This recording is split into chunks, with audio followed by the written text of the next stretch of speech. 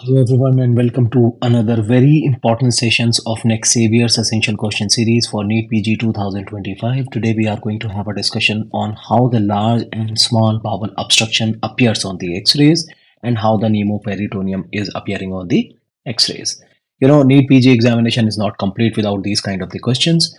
A 65-year-old male presented to the emergency with a complaint of progressive abdominal distension, constipation for the 5 days, and colicky abdominal pain. Now, these are the clinical findings which are provided to you in order to aid you in making the diagnosis. Now, he also is reporting nausea but no vomiting. On examination, his abdomen is distended, tympanic, and mild tenderness is noted without rebound tenderness.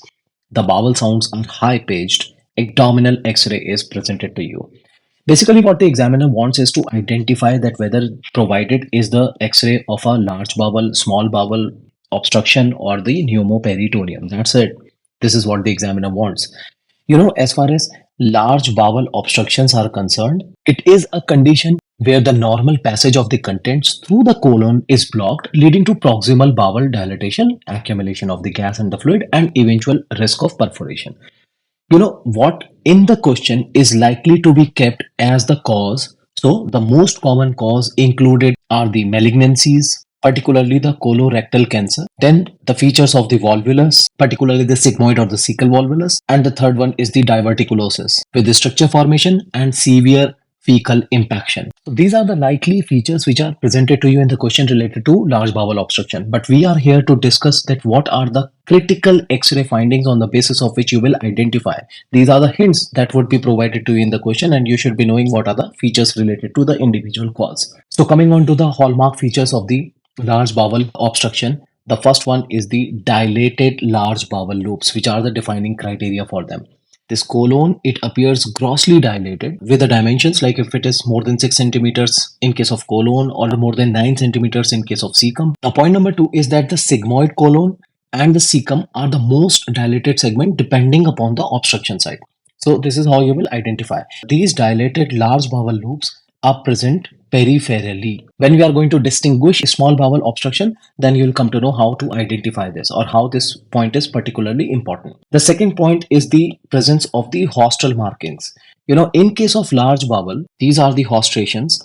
So the haustrals are thicker and they are more widely spaced. There is a space which is present in between the two compared to the small bowel volvulae coniventis, and these in case of small bowels they completely transverse the bowel lumen. So this is another finding on the basis of which you can conclude the diagnosis whether you are seeing the X-ray of a large or a small bowel obstruction. So in case of large bowel, the haustrations, these are thicker and they are more widely spaced, while in case of small bowel, as we'll see after some duration of time also, that these are smaller and they completely transverse the bowel lumen. The third finding is the cutoff sign. This is the abrupt ending of the gas distension at the site of obstruction, and this is called cutoff sign, commonly which is seen in case of colorectal cancers, the volvulus or the strictures. So hopefully you have identified, as you can very clearly see that here there is a presence of a distended bowel with the air in, and there is an immediate transition in the form that there is an abrupt end of this gas distension at this site.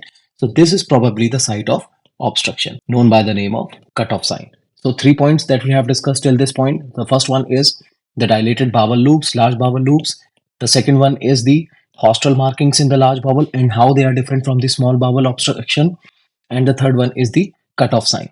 The fourth one is the absence of the small bowel distension. Now it depends upon the ileocecal valve incompetence. You see, if the ileocecal valve is competent, so there is no backing of the air into the ileum. But if the ileocecal valve is incompetent, then there will be the retrograde flow of the air into the small bowel too. So it depends upon the ileocecal valve competence that whether there is going to be a large bowel obstruction only or the combination of both small and large bowel obstruction. Because in case the ileocecal valve is incompetent over here, then what will happen? That this air will be transmitted back into the small bowel too. And as you can see, there is a step ladder pattern in the small bowel obstruction which can be very clearly seen. So in case if there is a presence of the small bowel dilatation along with large bowel, then it is suggestive of ileocecal wall incompetence. In case if there is only large bowel obstruction, that means the ileocecal wall is competent. Then finally,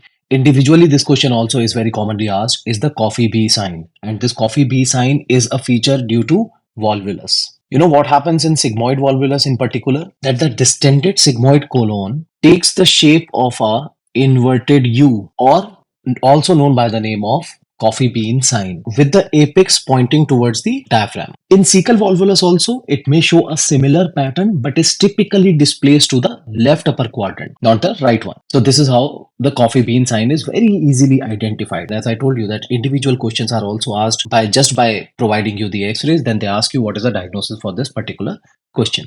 So these are the 5 essential signs that you have to remember for the large bowel obstruction. The first one is the dilated large bowel loops. The second one is the Hostel markings and how they are different from the small bowel obstruction. The third one is the cutoff sign, which is the immediate transition point. Then the fourth one, based on the competence of the ileocecal wall, whether there is an associated small bowel dilatation or not. And finally is the coffee bean sign for the sigmoid or the cecal volvulus. Then are the small bowel obstruction. You know, as far as the language of the question for small bowel obstruction is concerned, they will give you or they will provide you a history of previous abdominal surgery. This is the most important hint. Why? Because adhesions are the most common cause for these small bowel obstruction. Other than this, there could be a provision of the features of the hernia, the features of the Crohn's disease, the intussusception, or the strictures, because all of them are the potential causes for the small bowel obstruction. Now, what are the features which would be provided to you in this question? There will be a feature of colicky pain, the bilious early vomiting, the severe abdominal distension, and absolute constipation in late stages, right? So these are the clinical features on the basis of which you will identify that possibly the question is asked from the small bowel obstruction, but you have to conclude it by looking at the x-ray findings. So the first x-ray finding is the central distribution of dilated bowel loops, which is in the size of more than 3 centimeters in the diameter. You see, in comparison to the large bowel where there was a peripheral dilatation that we have seen, here majority of the dilatation is arranged centrally. So there is a central dilatation of these small bowels. That is point number 1, and it is the most important sign on the basis of which these x-rays are identified. So central distribution of the small dilated bowel loops. Now, stacked air fluid level on the upright x-ray. You see, what happens is if there is a small bowel obstruction, then there will be a collection of both fluids as well as air. Now, air which appears dark on the x-rays, this is how it is stacked up. When the patient is made to stand erect, as a result of which it will appear like a step ladder pattern, which is a stacked air fluid levels on the upright or the erect x-rays of the abdomen AP views. So this is the second finding on the basis of which the small bowel obstructions are identified.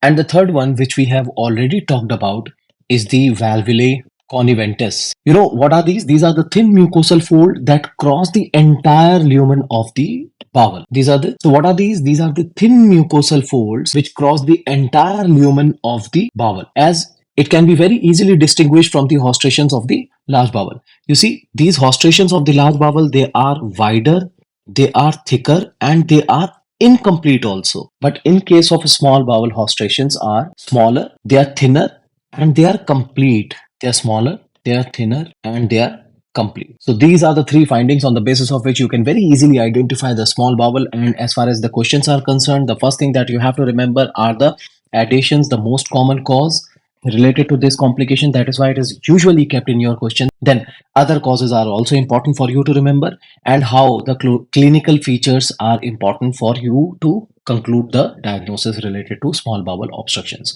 And these are the findings. First one is the central distribution of the dilated small bowel loops. The second one is the stacked air fluid levels on an upright x-ray. And the third one is the valvulae conniventes, which are thin mucosal fold that cross the entire lumen of the bowel. Now, there is also a possibility of presence of the transition point at the site of obstruction, but that is usually not very commonly observed or seen. And finally is the x-ray findings for the pneumoperitoneum. Now, you know, pneumoperitoneum is basically a presence of the free air under the diaphragm, as simple as that, because of the perforation of the hollow viscus. Now, what is the clinical scenario? Means what in the question would be provided to you. There would be a severe and sudden onset of generalized abdominal pain with peritonitis features. Like there will be rigid abdomen and rebound tenderness. Common causes for perforation peritonitis is a perforated peptic ulcer, which is most common, and the features you have to remember.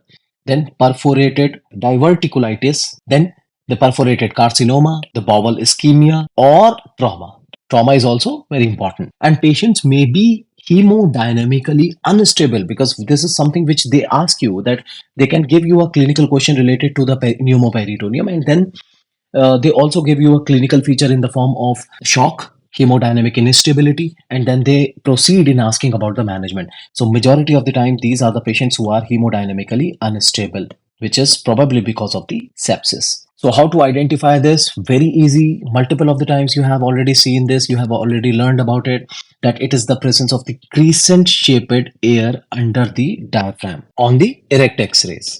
And because the question related to this pneumoperitoneum are very frequently asked, so there is always a possibility that the examiner might also ask you about the regular sign. So what is regular sign basically?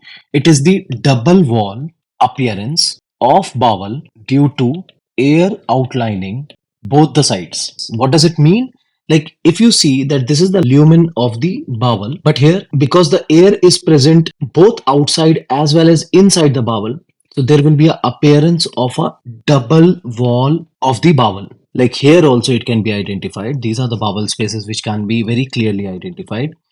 And around this there will be a presence of these lining outside. So this is known by the name of regular sign. So I hope you would be able to mark every answer correctly related to this. You know, the questions related to trauma and pneumoperitoneum, the role of EFAST, whenever we will discuss the questions related to EFAST, where there is a presence of the fluid or the presence of the air in the Morrison's pouch or the hepatorenal pouch. This session was for you to identify the features of a large bowel, the small bowel obstruction, and the pneumoperitoneum. Hopefully, the session was of help. All the best for your future examination. Keep truthful to yourself. In order not to miss any update related to NEET PG examinations, please join our Telegram group. The link is provided to you in the description. All the best.